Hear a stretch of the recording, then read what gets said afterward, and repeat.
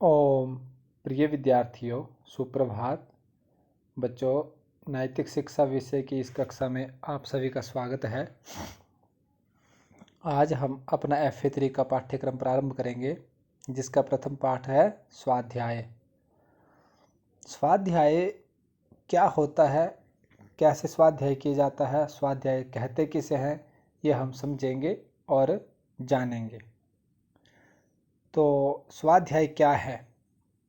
वेद, उपनिषद, गीता, ऋग्वेद आदि भाष्य भूमिका, सत्यार्थ प्रकाश और इसी प्रकार के अन्य ग्रंथों को प्रतिदिन पढ़ना, प्रतिदिन उन पर विचार करना, यह स्वाध्याय है। सबसे पहले प्रश्न ये उत्पन्न होता है कि स्वाध्याय है क्या? तो वेद, जिनके बारे में आप लोग जानते हैं, 4 वेद हैं, ऋग्वेद, यजुर्वेद, सामवेद और अथर्ववेद।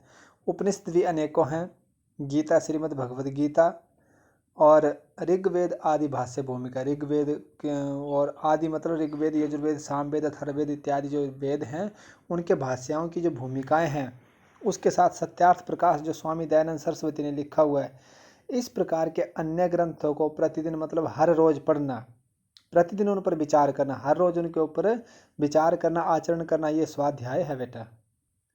पढ़ो, थोड़ा पढ़ो या अधिक पढ़ो, अवश्य हमें एक आदत बनानी चाहिए, प्रतिदिन एक हमें नियम बनाना चाहिए कि थोड़ा पढ़ो अथवा अधिक पढ़ो, लेकिन पढ़ो जरूर कुछ ना कुछ। आजकल तो लोग प्रातःकाल समाचार पत्रों को लेकर बैठ जाते हैं। आजकल कैसा टाइम चला हुआ है कि लोग सुबह सुबह न्यूज़पेपर लेकर के बैठ जाते हैं। समाचार पत्रों को भी समाज और संसार को जानने के लिए पढ़ना चाहिए। हाँ, न्यूज़पेपर को पढ़ना भी आवश्यक है, जरूरी है समाज को और संसार को जानने के लिए कि संसार में क्या क्या, कहाँ कहाँ, कौन कौन सी घटनाएं घट रही हैं, इन सब को जानने के लिए न्यूज़पेपर को पढ़ना भी अनिवार्य है। परंतु स्वाध्याय का वास्तविक अर्थ उन ग्रंथों का पाठ करना है जो संतों, महात्माओं, ऋषियों और योगियों के लिखे हुए हैं। परंतु स्वाध्याय का जो वास्तविक अर्थ है, स्वाध्याय का जो मेन अर्थ है, वो उन ग्रंथों का पाठ करना है। किस ग्रंथों का? जो संतों के द्वारा, ऋषि मुनियों के द्वारा, महात्माओं के द्वारा, योगियों के द्वारा और प्राचीन लेखकों के द्वारा लिखे गए पाठ हैं, उनका पाठ करना ही स्वाध्याय है।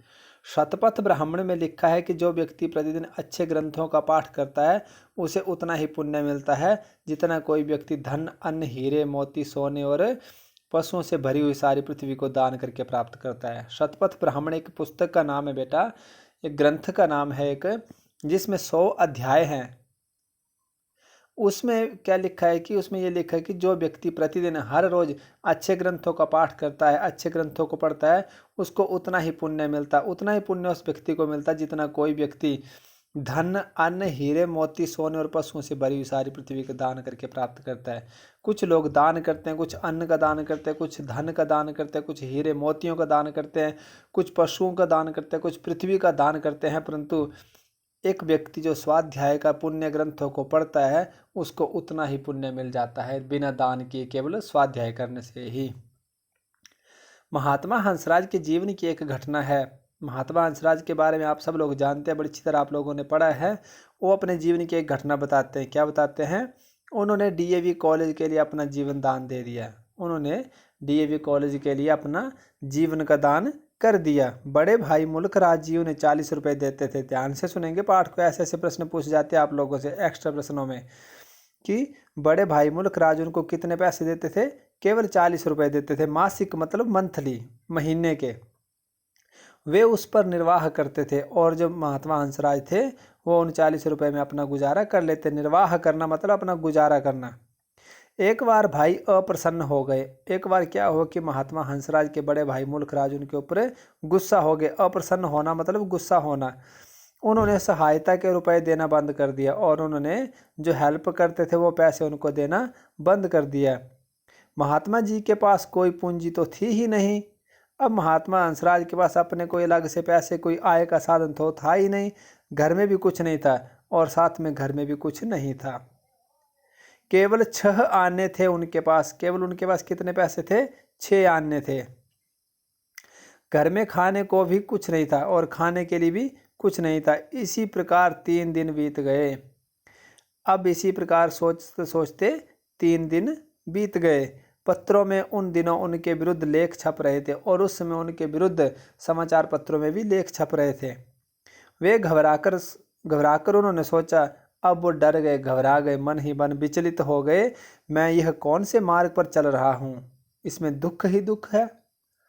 उन्होंने ये सोचा कि अरे भैया, मैं ये कौन से मार्ग पर चल रहा हूँ जिसमें दुख ही दुख है, सुख का कहीं नाम भी नहीं है। अतः तब इसे छोड़ क्यों न दूं।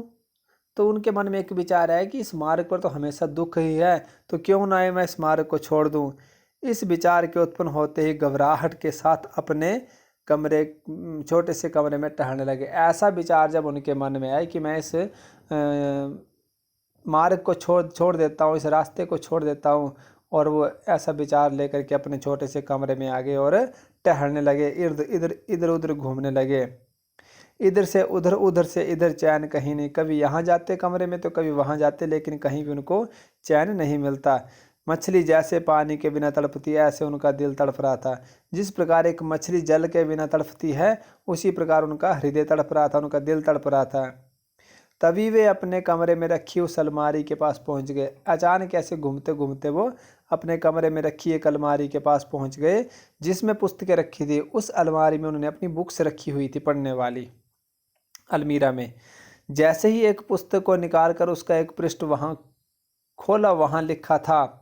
अब अचानक से उन्होंने उनमें से बीच में से एक पुस्तक निकाल ली, और पुस्तक निकाली तो उस पुस्तक को खोला तो वहाँ पर एक पृष्ठ में क्या लिखा हुआ मिला, कर्मण्येवाधिकारस्ते मा फलेषु कदाचन। बेटा, ये जो पंक्ति है ये गीता पुस्तक की है और कर्म फल के बारे में लिखी गई किताब है ये। इसका अर्थ क्या हुआ हिंदी में, कर्मण्येवाधिकारस्ते मा फलेषु कदाचन, अर्थात तुम्हारा कर्म पर ही अधिकार है, फलों पर बिल्कुल भी नहीं।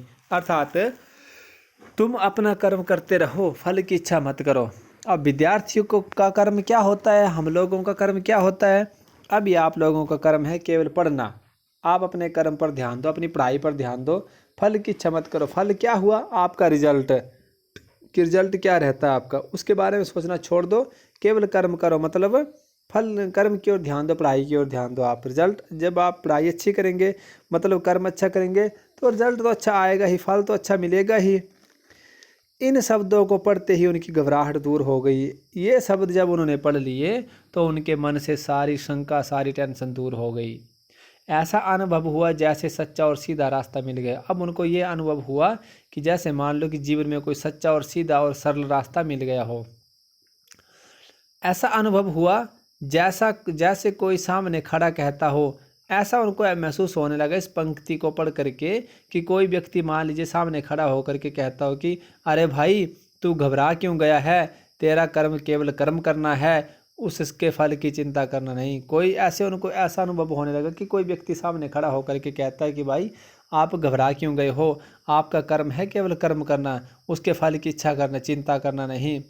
फल को भगवान पर छोड़ दो, आगे बढ़ो, अपने उस फल को छोड़ दो परमात्मा के ऊपर और आगे बढ़ो। इसके पश्चात फिर कभी उन्हें डगमगाना नहीं पड़ा, फिर कभी बेचैनी नहीं आई। इसके बाद ना वो कभी घबराए, ना कभी डगमगाए, ना उनको कभी बेचैनी आई।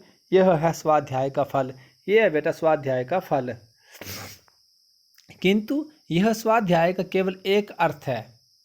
ये स्वाध्याय का एक अर्थ है कि अच्छे ग्रंथों का पाठ करना, अच्छे ग्रंथों का अवलोकन करना, इत्यादि इत्यादि। अब दूसरा अर्थ क्या स्वाध्याय का, यह भी हम जान लेते हैं। अपने आप को पढ़ना, अपने आप को देखना कि ये जो अपना आपा है यह ऊपर चला जा रहा है या नीचे गिर रहा है। अब पुस्तकों को छोड़ करके अपने आप को पढ़ना भी एक स्वाध्याय है, अपने अंदर झांकना भी एक स्वाध्याय है कि जो मेरा अपना आपा है, मेरा जो व्यक्तित्व है, वो हर प्रतिदिन उन्नति कर रहा है या नीचे गिर रहा है। क्या मेरा जो स्टैंडर्ड है, मेरी जो सोच है, मेरे जो आचार विचार व्यवहार और संस्कार हैं, वो ऊपर जा रहे हैं या नीचे गिर रहे हैं। शुद्ध और पवित्र हो रहा है या गंदा और मलिन हो रहा है। क्या मेरा जो हृदय है, क्या जो मेरे जो विचार हैं वो अच्छे हैं, उच्च हैं, श्रेष्ठ हैं, या नीच हो रहे हैं, या गंदे हो रहे हैं, या मलिन हो रहे हैं। परंतु यह अपना आपा है क्या। और अब प्रश्न ये उत्पन्न होता है कि अपना आपा है क्या, देखना क्या है अपने अंदर। यह स्थूल शरीर नहीं जिसे हम प्रतिदिन मांजते और अंत में राख हो जाता है। यह अपना आपा अत्यंत सूक्ष्म है, यही सूक्ष्म शरीर जो मन, बुद्धि और संस्कारों को लेकर हमारी आत्मा के साथ रहता है। अब अपना आपा का अर्थ ये कि ये नहीं कि जो हमारी बॉडी है, हमारा शरीर है, जिसे हम प्रतिदिन मांजते, मतलब धोते हैं, नहाते हैं, और अंत में जो अंत में जो राख हो जाता है, मतलब खत्म हो जाता है, धूल हो जाता है। यह अपना आपा अत्यंत सूक्ष्म है। सूक्ष्म मतलब लघु शरीर जो हमारे अंदर अंतरात्मा, हमारे मन और बुद्धि और संस्कारों के साथ, हमारी आत्मा के साथ जुड़ा रहता है, उसे अपना आपा कहते हैं बेटा। यह इस सूक्ष्म शरीर को, मन बुद्धि और संस्कारों को प्रतिदिन देखो। अपने सूक्ष्म शरीर को, सूक्ष्म शरीर मतलब अपनी आत्मा को, मन बुद्धि और संस्कार को, अपने मन का निरीक्षण करो, हमारा मन कहाँ जा रहा है, अपनी बुद्धि का निरीक्षण करो, हमें कितना ज्ञान हो रहा है, और संस्कारों का निरीक्षण करो। संस्कारों को प्रतिदिन देखो कि हमारे संस्कार अच्छे हो रहे हैं या बुरे हो रहे हैं। जैसे कोई पुस्तक पढ़ता है वैसे प्रतिदिन पढ़ो। जैसे लोग पुस्तकों को पढ़ते हैं वैसे आप अपने आप को रोज पढ़ो कि मैं अच्छाई के मार्ग पर जा रहा हूँ या बुराई के मार्ग पर जा रहा हूँ। मैं प्रतिदिन उन्नति कर रहा हूँ या नीचे गिर रहा हूँ। मैं श्रेष्ठ बन रहा हूँ या निकृष्ट बन रहा हूँ।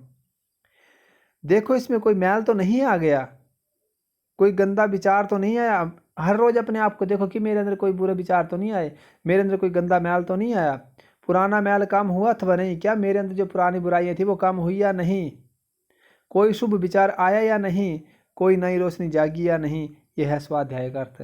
हर रोज अपने अंदर झांको कि मेरे अंदर कोई नया विचार आया या नहीं, कोई पुराना विचार खत्म हुआ या नहीं, कोई नई रोशनी जागी या नहीं।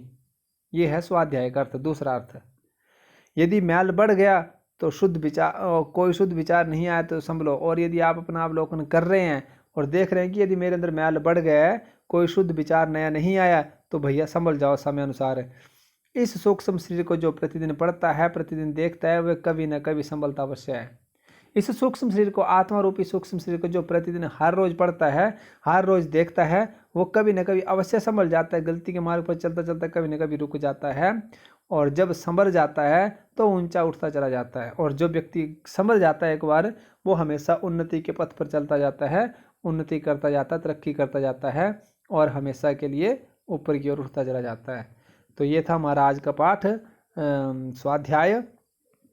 अब आप लोग इस पाठ की वीडियो को सुनेंगे, समझेंगे और स्वाध्याय के ऊपर विचार करेंगे, और इसका अभ्यास कार्य हम कल करेंगे इन्हीं शब्दों के साथ। इति ओम शम।